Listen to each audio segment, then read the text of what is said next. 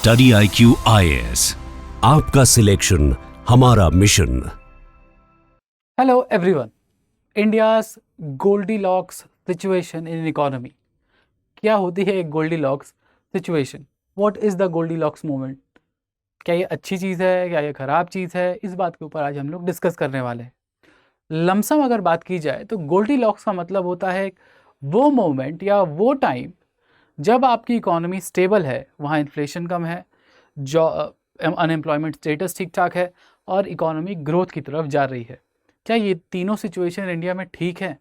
क्यों इस मोमेंट को इंडिया इकोनॉमी का गोल्डन पीरियड माना जा रहा है? Let's talk about that. So welcome everyone, मेरा नाम है Rishabh and I am economics optional faculty here. आगे बढ़ने से पहले लेट मी रिमाइंड यू कि ये टॉपिक आपके सिलेबस के लिए क्यों इंपॉर्टेंट है। Apart from economics optional GS paper 2, उसके अलावा जीएस पेपर 3 के economics optional paper 2 sorry GS paper 3 के लिए भी ज़रूरी है, खासकर Indian economy, inclusive growth, government budgeting और साथ ही साथ इफेक्ट्स ऑफ लिबरलाइजेशन को समझने के लिए एक केस स्टडी की तरह आप इसको यूज़ कर सकते हैं। मेंस प्रैक्टिस क्वेश्चन के लिए आपको हमेशा की तरह एक क्वेश्चन आपको मिलता है, do right it, use the contents of this video. इस कंटेंट को आप ठीक से देखेंगे तो आपको इस आंसर मिल जाएगा इस क्वेश्चन का, so that you can write it in 250 words. So question है कि the Indian economy is currently being described as being a Goldilocks phase of low inflation and high growth. बहुत इंपॉर्टेंट है ये, आगे discuss करेंगे। Critically analyse the key drivers of this phenomena, what are the underlying structural challenges and external risk that could threaten this economic equilibrium. ठीक है, तो यानी कि हमारी अपॉर्चुनिटीज़ क्या हैं और हमारे चैलेंजेस क्या हैं, दोनों हमें डिस्कस करने हैं। और उससे पहले ये समझना है कि गोल्डीलॉक्स फेज क्या है। आगे बढ़ते हैं, बट आगे बढ़ने से पहले let me remind you that our economics optional July Pratigya batch is going to launch on 31st of July. तो अगर आपने अभी तक ऑप्शन नहीं लिया है, एक high scoring highly consistent option लेना चाहते हैं जिसमें आपको रटना ना पड़े और आप एक समझ डेवलप कर सकें, जो आपको प्रीलिम से लेके इंटरव्यू तक हाईएस्ट स्कोरिंग मार्क्स करने में आपकी हेल्प करे, क्योंकि हाईएस्ट स्कोर इस बार इंटरव्यू में 215 फ्रॉम इकोनॉमिक्स ऑप्शनल का highest score is 335 and prelims में आपका 25% सिलेबस ओवरलैप करता है इकोनॉमी के साथ। तो इतने एडवांटेजेस अगर एक ऑप्शनल में है तो आप इकोनॉमिक्स ऑप्शनल का प्लैटिनम बैच चूज कर सकते हैं and use the code HS Live for maximum discount. High score live, ठीक है, high scores with HS Live। तो प्लैटिनम बैच में आपको mentorship, doubt clearing, PYQ analysis और टेस्ट सीरीज इंक्लूडेड मिलेगी। This is the most comprehensive batch available in the market for economics optional. आगे बढ़ा जाए, कैसे एडमिशन लेना है, कोई प्रॉब्लम है, just call on this number 76400300 और right to me on rishabh.singh@studiiq.com। इस सेशन की PDF डाउट्स के लिए फॉलो मी ऑन टेलीग्राम और on Instagram, just search Hipponomics and you will find the Telegram channel और इंस्टाग्राम चैनल। आप यहाँ पे भी अपने डाउट्स पूछ सकते हैं। वापस आते हैं पढ़ाई लिखाई पे। What is a Goldilocks economy? क्या है ये गोल्डीलॉक्स इकोनॉमी? गोल्डीलॉक्स इकोनॉमी वो सिचुएशन है जहाँ पे कोई चीज़ बहुत तेज़ी से भी नहीं भाग रही है, बहुत धीरे भी नहीं चल रही है, मतलब ना कम ना ज़्यादा, ये वो सिचुएशन है। ठीक है, तो ये इकोनॉमिक टर्म्स एक आइडियल मैक्रो इकोनॉमिक स्टेट है जहाँ पे इकोनॉमी एक्सपैंड करती है एक सस्टेनेबल लेवल पे। यानी कि जैसे होता है ना कि आप स्टार्टअप्स की बात अब जब करते हैं तो स्टार्टअप्स ग्रो टू फास्ट, तो जब बहुत तेज़ी से ग्रो करते हैं तो उनके लॉसेस भी उतनी तेज़ी से बढ़ रहे होते हैं। बट ये एक सस्टेनेबल पोजीशन है जहाँ पे इन्फ्लेशन भी नहीं है और एक स्वीट स्पॉट है पॉलिसी मेकर और इन्वेस्टर के लिए, सो दैट इस सस्टेनेबल ग्रोथ का वो फायदा उठा सके। So it's neither too hot nor too cold. Too cold means ना यहाँ रिसेशन है, ना अनएम्प्लॉयमेंट का प्रॉब्लम है, ना यहाँ हाइपर इन्फ्लेशन या फिर ओवर ग्रोथ का प्रॉब्लम है। एक सस्टेनेबल ग्रोथ है जहाँ पे stable growth, low inflation and healthy employment rate है, क्योंकि इन्फ्लेशन रेट इस समय इंडिया में करेंटली देखा जाए तो 2.1% है। फास्टेस्ट ग्रोइंग मेजर इकोनॉमी है, 6.4% प्रोजेक्टेड और 6.5% के आसपास से ग्रो कर रही है पिछले 1-2 साल से।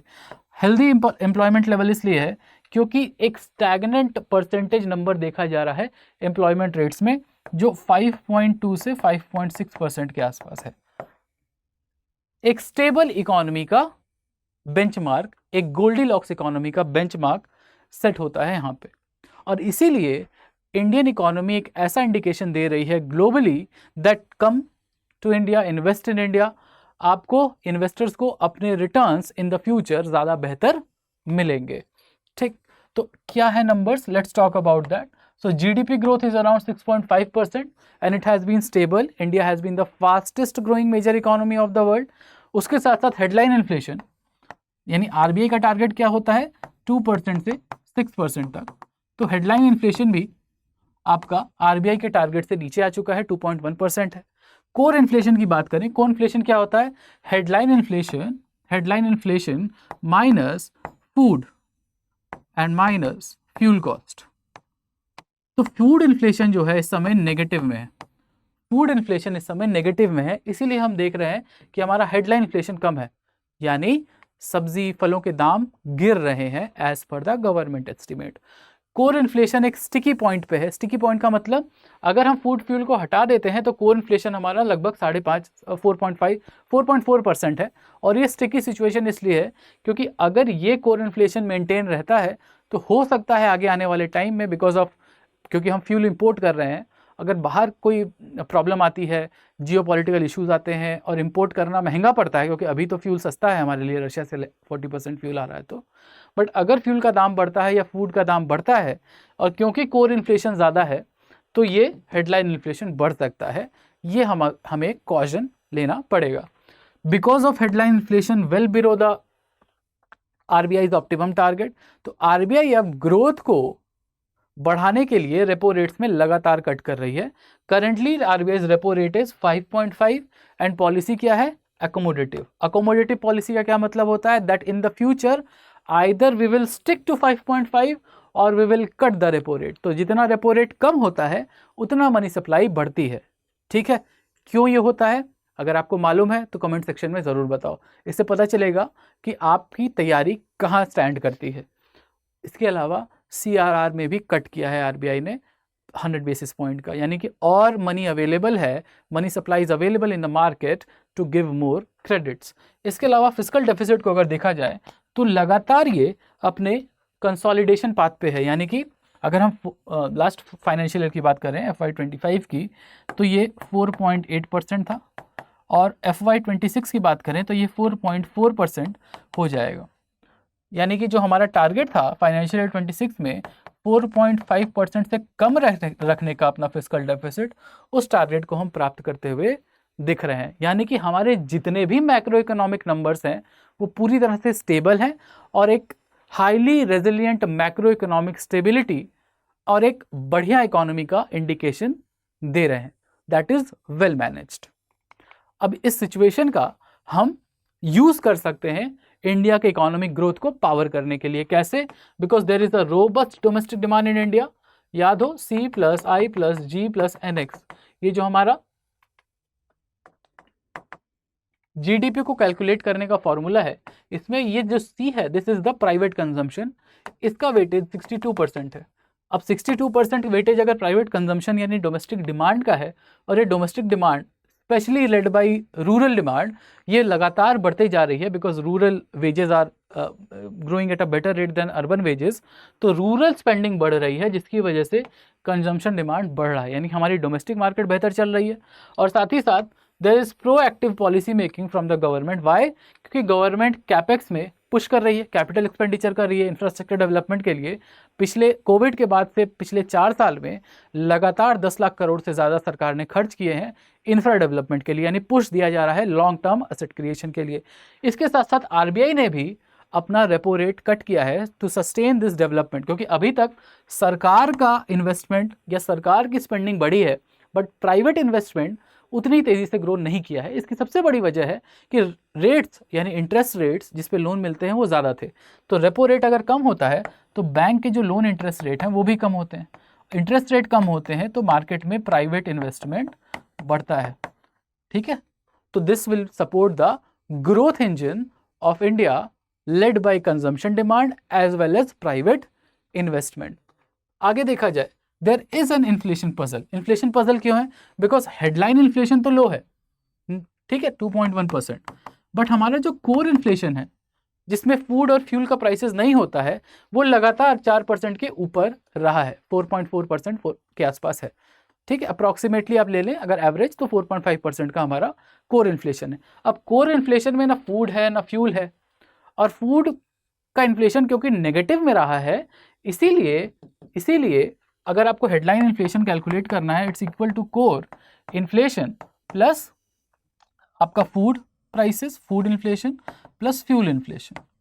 तो कोर इन्फ्लेशन अगर 4.4 है और हेडलाइन इन्फ्लेशन 2.1 है, तो ऑब्वियस सी बात है कि फूड इन्फ्लेशन नेगेटिव है और फ्यूल इन्फ्लेशन लगातार उसका दाम मतलब फ्यूल का इन्फ्लेशन कम हुआ है, because we have been purchasing oil from Russia at a cheaper rate. तो सस्ते में हम पेट्रोल या क्रूड ऑयल को इंपोर्ट कर पा रहे हैं और महंगे में हम उसको विदेश में बेच पा रहे हैं, इसीलिए हमारा फ्यूल इन्फ्लेशन कम रहा है।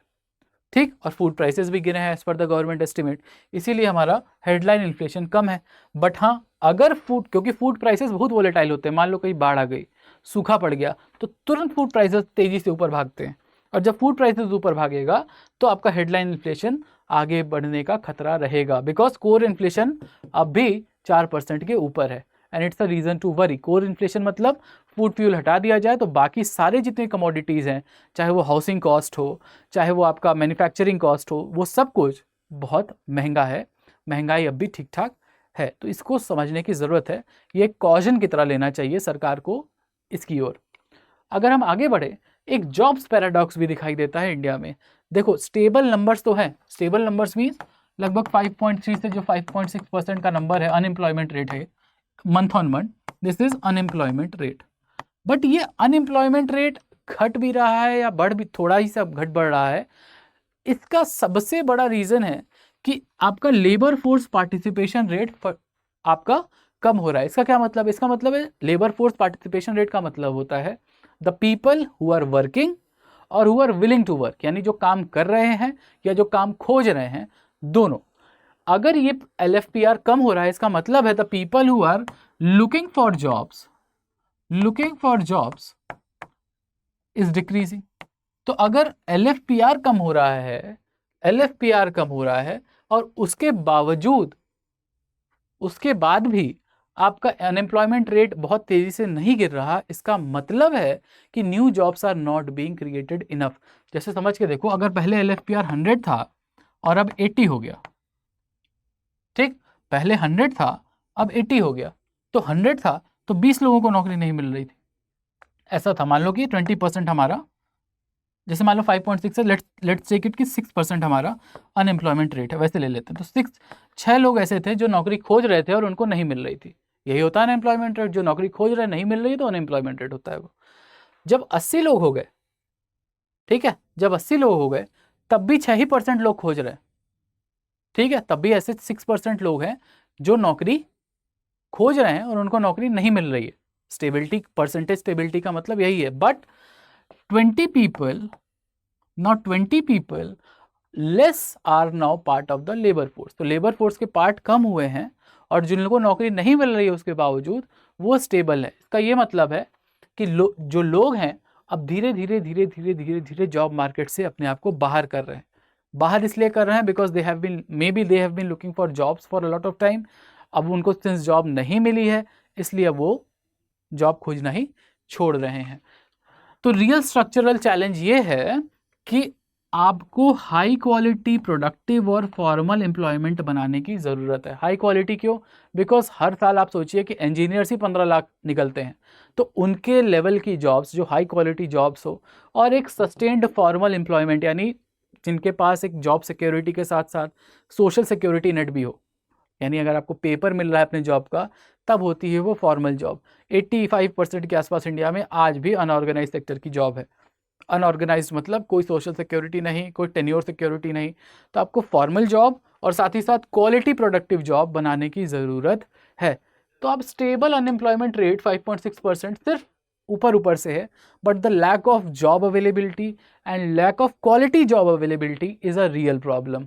इसके ऊपर ध्यान देने की हमें ज़रूरत है। ये सब हमारे चैलेंजेस हैं। अगर हम इसको थोड़ा सा ठीक कर ले तो हमारा जो गोल्डीलॉक्स मोमेंट है वो फिर फ्लाई कर सकता है। Okay, so a patchwork nation, one nation and many economics, इसका क्या मतलब है? देखो साउथ और वेस्टर्न इंडिया जो है वो हमारे प्राइमरी ड्राइवर्स हैं ग्रोथ के, और ये बात मैंने आपको कई बार बताई भी होगी कि इंडिया में जो प्रॉब्लम है वो साउथ, नॉर्थ वर्सेस साउथ ऐसा कुछ भी नहीं है, it's like east versus West. जो हमारा ईस्टर्न पार्ट है, ईस्टर्न उत्तर प्रदेश, एमपी ले लिया जाए, बिहार, झारखंड, उड़ीसा, वेस्ट बंगाल और नॉर्थ ईस्टर्न स्टेट्स हमारे, वहाँ पे जो इकोनॉमिक ग्रोथ का रेट है वो काफ़ी कम है वेस्टर्न मतलब वेस्टर्न इंडिया, सदर्न इंडिया और नॉर्थ ऑफ इंडिया से। तो जो साउथ और वेस्टर्न स्टेट हैं वही हमारा नेशनल ग्रोथ का या नेशनल इकोनॉमी के ग्रोथ का ज़्यादा बड़ा हिस्सा है, बट ईस्टर्न और सेंट्रल इंडिया जो है वहाँ पे सिग्निफिकेंट लैगिंग है, ना सिर्फ पर कैपिटा की बल्कि private investment led economic growth की, because of maybe there are political issues, law and order issues, lack of availability of reforms for private sectors to invest there. तो इसकी वजह से क्या है, एक one size fits all national policy नहीं बनाई जा सकती, यानी कि the policies has to be rational and regional, supported by the states. हर स्टेट को पता है कि किसको क्या चीज़ की ज़रूरत है, उस हिसाब से पॉलिसी अगर बनाई जाए तो state wise regional development with variation with diversity हम लोग कर सकते हैं। अगर एक नेशनल पॉलिसी बनाई जाएगी तो सदर्न स्टेट्स बहुत तेजी से ग्रो कर जाएंगे because they have the base, but eastern states के पास हमारा इंडस्ट्रियल बेस नहीं है, उनको अलग सपोर्ट चाहिए। ठीक है, अब हम आगे देखें, अगर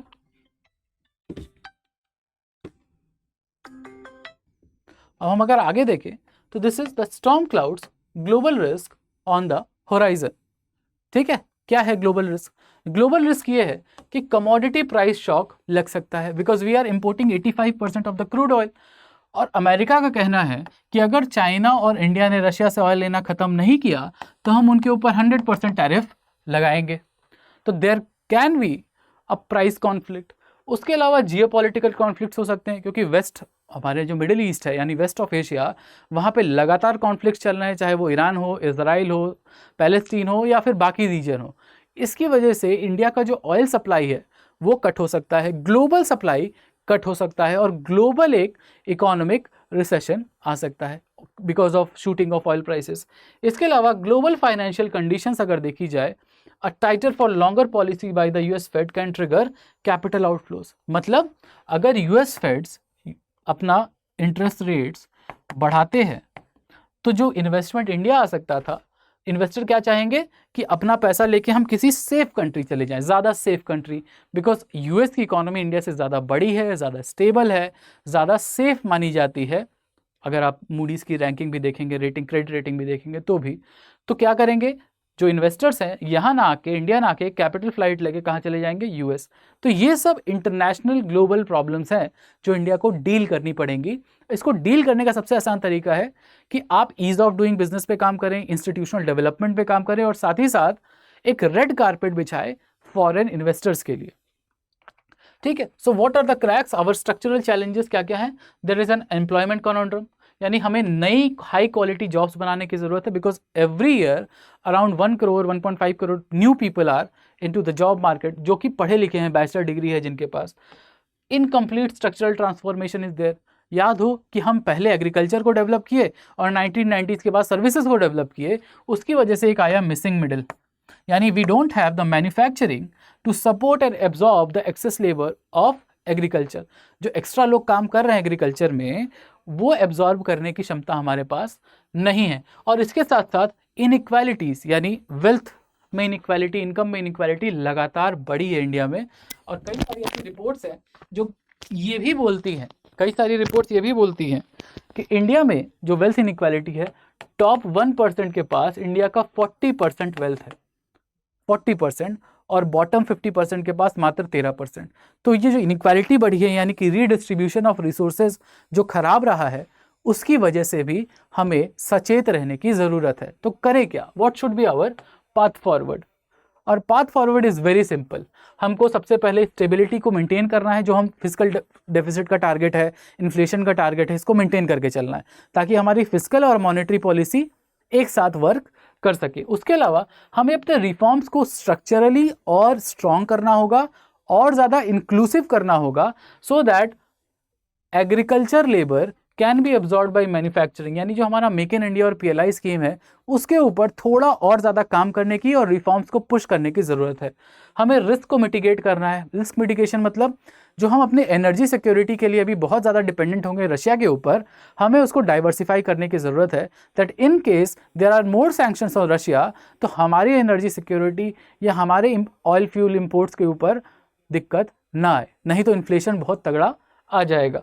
और हमें डाइवर्जेंस को एड्रेस करने की ज़रूरत है, यानी कि regional diversity of the states and the needs of the states should be kept in mind. और स्टेट गवर्नमेंट को ज़्यादा से ज़्यादा एम्पावर करने की ज़रूरत है और उनको हेल्प करने की ज़रूरत है थ्रू फिस्कल काउंसिल्स कि वो बेहतर पॉलिसी टारगेटिंग कर सके जो लॉन्ग टर्म असेट डेवलपमेंट में ज़्यादा हेल्प करे rather than going for revenue expenditures like subsidies and freebies, so that long term sustained growth can be maintained for India. Okay, so now the question is, आज का जो हमारा topic था यहाँ खत्म होता है। What are your understanding? आपको क्या लगता है हम और क्या इंप्रूव कर सकते हैं या क्या गड़बड़ है जो हमारे गोल्डीलॉक्स सिचुएशन को हम एक हाई जंप नहीं दे पा रहे हैं? एक वो जो ग्रोथ रेट हमारी 6.5 के आसपास हो गई है उसको हम 7 या 8 नहीं पहुंचा पा रहे हैं। What do you think we should do and what we shouldn't do? Do right in the comment. We will stop the class here, we will meet again soon. अगर आज के इस वीडियो से अपने नॉलेज में वैल्यू एड हुआ है तो do like this, share this and remember high scores with HS live on economics optional Pratigya batch of July. HS live use करो हाई स्कोरिंग इकोनॉमिक्स ऑप्शनल के लिए। Will meet in the class soon. Thank you everyone, bye bye. Study IQ IAS, आपका selection हमारा mission.